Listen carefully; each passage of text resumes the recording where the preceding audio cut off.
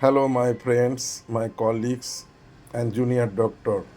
I am going to share a very short video about heart functions, their diseases, and management, cardiac management in homeopathy. Please listen very carefully.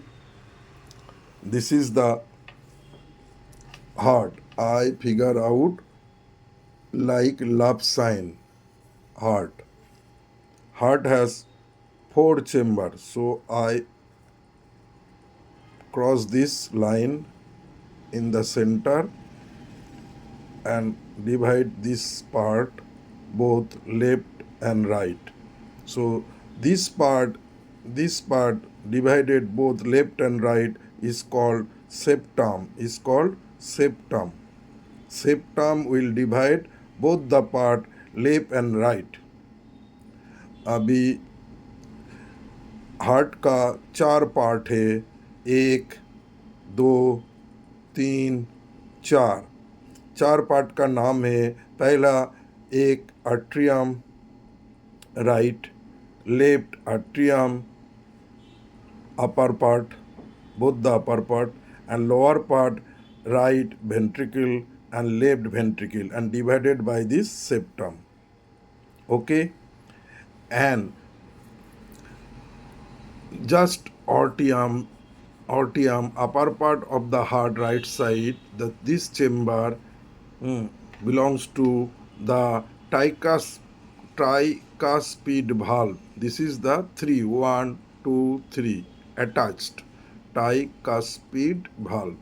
This tricuspid valve flow the blood downwards to the ventricle, and ventricle has a half moon like a semi-lunar valve. This semi-lunar valve, the blood flow comes out and goes to the impure blood to the lung, and lung oxidize the impure blood, and pure blood throughout this pulmonary vein to the left atrium, and left atrium through the bicuspid valve. The two valve is there, bicuspid valve.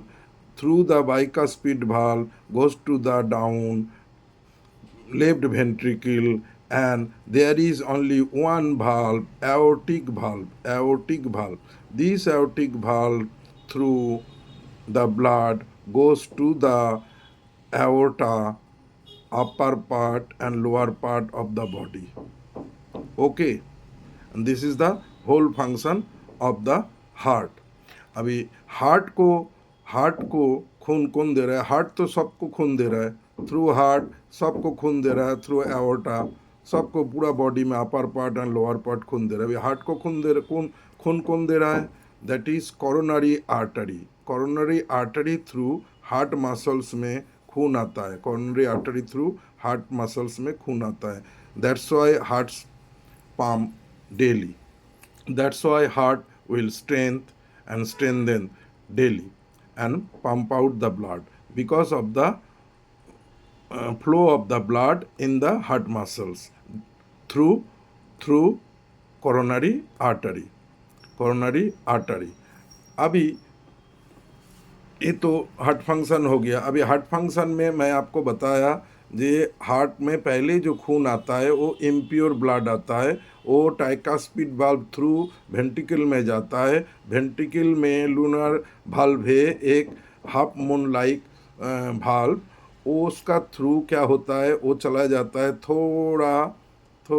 सीधा चला जाता है impure blood to the कहाँ चला जाता है? इसी artery को क्या बोलते हैं? Pulmonary artery. तो lunar valve through pulmonary artery through goes to the lung, and lung से वो ऑक्सीडाइज होके प्योर ब्लड चला जाता है, प्योर ब्लड बन जाता है, फिर वो चला जाता है राइट एंड लेफ्ट ऑट्रियम में, लेफ्ट ऑट्रियम थ्रू जाता है लेफ्ट वेंट्रिकल।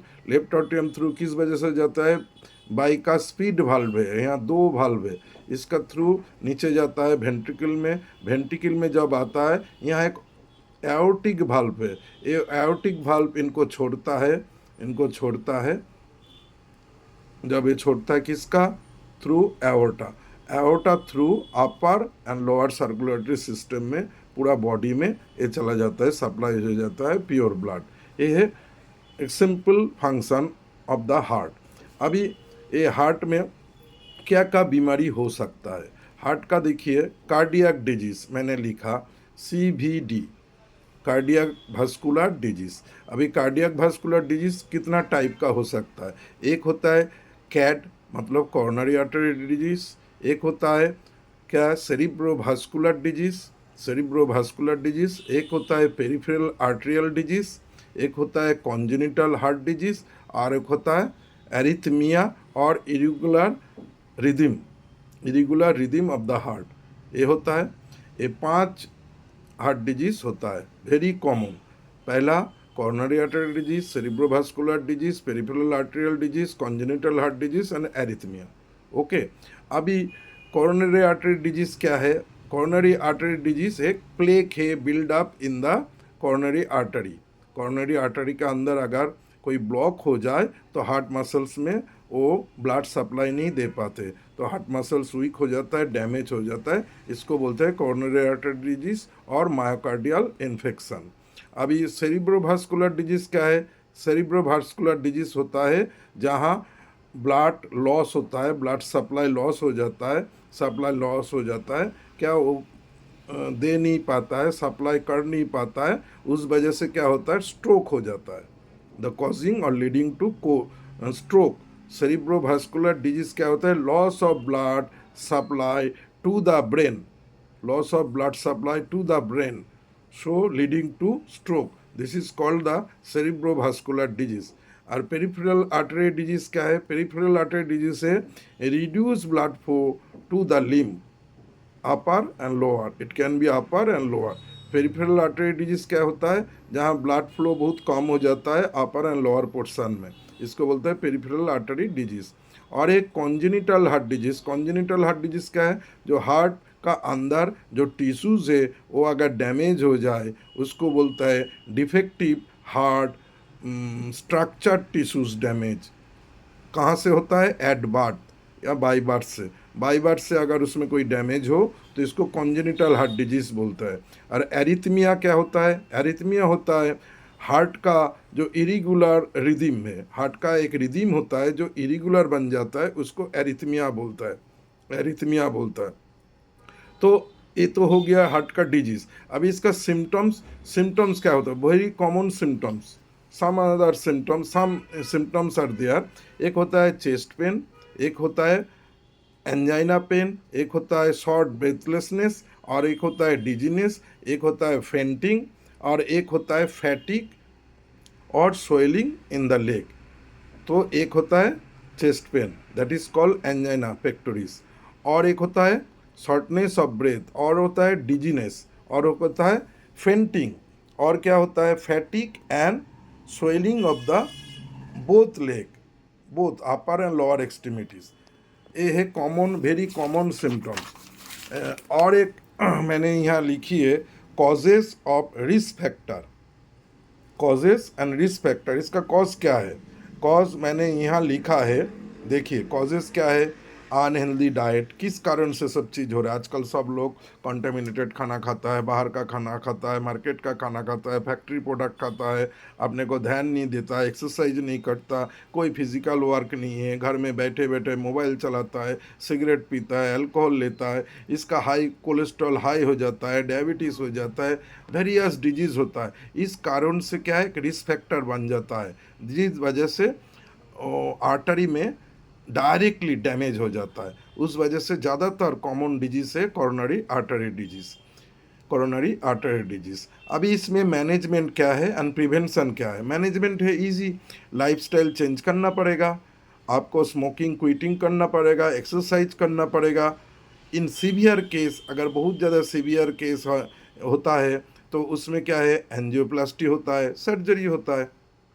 अभी बहुत इजी एक चीज़ मैं आप लोगों को बताएंगे, जे हम लोग कैसे डिफरेंस देखते हैं, जैसे कार्डियक अरेस्ट एंड एमआई और कोरोनरी आर्टरी डिजीज।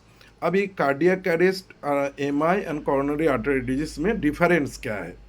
तो मायोकार्डियल इन्फेक्शन को क्या बोलता है? कोरोनरी आर्टरी डिजीज और हार्ट अटैक। तो इसमें क्या होता है? Blood flow to the heart muscles, इसमें क्या हो जाता है? Loss of blood flow to the heart muscle is blocked. अगर हार्ट मसल में कोई ब्लॉक हो, हार्ट मसल्स का जो हार्ट, देखिए हार्ट तो सबको खून देता है, लेकिन हार्ट को भी तो जीने के लिए खून चाहिए। अगर हार्ट को प्रॉपर खून नहीं मिलेंगे तो हार्ट धीरे धीरे धीरे धीरे हार्ट का मसल्स डैमेज हो जाता है, हार्ट और सप्लाई नहीं कर पाते, पंप नहीं कर पाते, तो इसको बोलते हैं मायोकार्डियल इन्फेक्शन। अभी कार्डियक अरेस्ट क्या है? कार्डियक अरेस्ट होता है हार्ट का मेल फंक्शनिंग, हार्ट अपना फंक्शन करना छोड़ देता है, वो बीटिंग जो बीट होता है, लप डुप स्टॉप बीटिंग, उसका बीटिंग बंद हो जाता है। वो क्या करता है? वो जो ब्लड फ्लो सप्लाई करता है सर्कुलेटरी थ्रू, वो भी बंद हो जाता है, ब्रेन में भी चले जाना बंद हो जाता है, बॉडी का अपर नीचे सारे जगह में ब्लड सप्लाई बंद हो जाता है। इसका पीछे कारण है electrical disturbance in the heart. Heart में अगर इलेक्ट्रिकल कोई डिस्टरबेंस हो तो उसका रिदम बिगड़ जाता है, जब रिदम बिगड़ जाता है तो एरिथमिया हो जाता है, तो एरिथमिया हो जाता है तो अचानक हार्ट अपना फंक्शन बंद कर देता है, पंप करना छोड़ देता है, ब्लड सप्लाई देना बंद हो जाता है, तो इसको बोलते हैं कार्डियक अरेस्ट।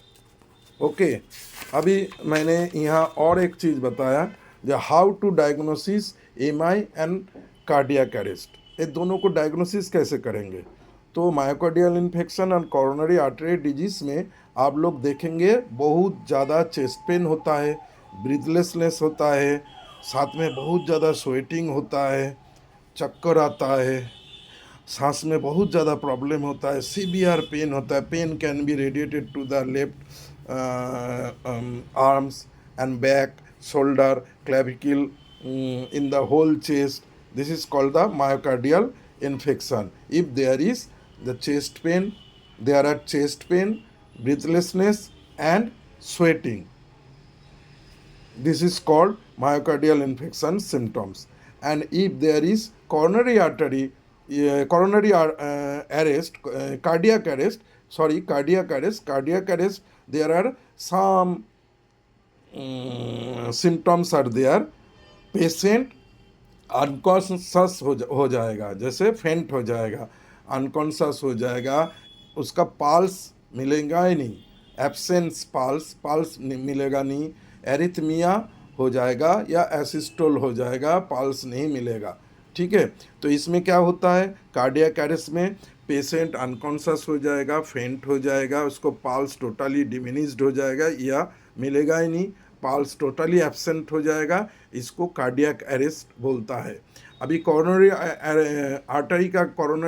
आर्टरी में क्या ट्रीटमेंट होता है? कोरोनरी आर्टरी में ज़्यादातर सीवियर केस में उसमें डायग्नोसिस करने के लिए कोरोनरी एंजियोग्राफी करके उसका कंफर्म डायग्नोसिस किया जाता है, लेकिन कोरोनरी आर्टरी पेशेंट को सर्वाइव किया जा सकता है बहुत दिन तक because some medicine, but cardiac arrest तुरंत एक्शन लेता है और पेशेंट डेथ हो जाता है। कार्डियक अरेस्ट में आपको जितना भी आप उनको लेटा के सीपीआर दे दे, पंप करे चेस्ट को, अगर उनको बाय द बाय लाकीली रिदम शुरू हो गया हार्ट का तो बच जाएगा, लेकिन मैक्सिमम 99 केस में डेथ हो जाता है, क्योंकि उनको अचानक जो हार्ट का जो फंक्शन है वो मेल फंक्शन में चला जाता है, वो अपना बीटिंग बंद कर देता है। इस वजह से क्या होता है? सप्लाई बंद हो जाता है, टोटली लोड सेटिंग हो जाता है, पेशेंट डेथ हो जाता है, तो इसको बोलते हैं cardiac arrest.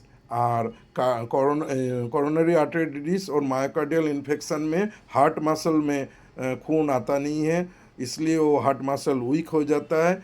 It can be prevented by some medicine and management, but homeopathic management उसमें क्या होता है? इनकेस ऑफ इमरजेंसी कोई आपका पास आया, सांस नहीं ले पा रहे हैं, बहुत चेस्ट पेन हो रहा है, बहुत ब्रीदिंग प्रॉब्लम हो रहा है, तो आप उसको एमिल नाइट्रेट मदर टिंचर नाक में आपको इनहेल करने के लिए दे सकते हैं। ये बहुत अच्छा इनहेलर है और ऑक्सीजन कैरियर है, उसको तुरंत इसमें मुक्ति मिलेगी। और अगर उसका अंदर बहुत ज़्यादा चेस्ट पेन है तो अकॉर्डिंग टू सिम्टम सिमिलरिटी मैं यहाँ कुछ आपको दवाई बताता हूँ, मैं लिखा भी है। Pain in chest, left chest to shoulder and arms, left chest to shoulder और आर्म्स। इसमें कौन सा मेडिसिन आता है? इसमें आता है cactus, kalmia, spigelia, oxalic acid, latrodectus. अच्छा से देख लीजिए, cactus, kalmia, spigelia, oxalic acid, latrodectus. Okay. And ये पेन को अगर मैंने होम्योपैथिकली सिम्टोमेटिक अगर डिफरेंस करे तो इसमें मिलेगा shooting from apex to base. Shooting pain है और एपेक्स टू बेस अगर एरिया में है तो मेडोडिनम आता है उसमें। Shooting from base to apex, अगर बेस टू एपेक्स में पेन हो रहा है और ज़्यादातर वो रात को होता है तो सिफिलिनम आता है। Shooting from back to clavicle and shoulder, shooting back to clavicle and shoulder, इसमें स्पाइजिलिया आता है, इसमें ज़्यादातर पाइजिलिया आता है। इसके अलावा भी बहुत सारे ट्रीटमेंट है होम्योपैथी में, स्पेशली मायोकार्डियल इन्फेक्शन।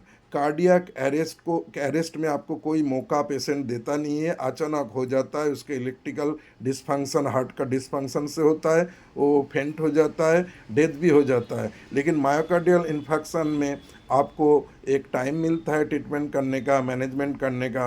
इसमें बहुत सारे होम्योपैथी है, as well as lifestyle change करना है, उनको डिसिप्लिन बनना है, खान पान में ध्यान देना है, तो ऑटोमेटिक पेशेंट ठीक होता है। Thank you, thank you, thank you.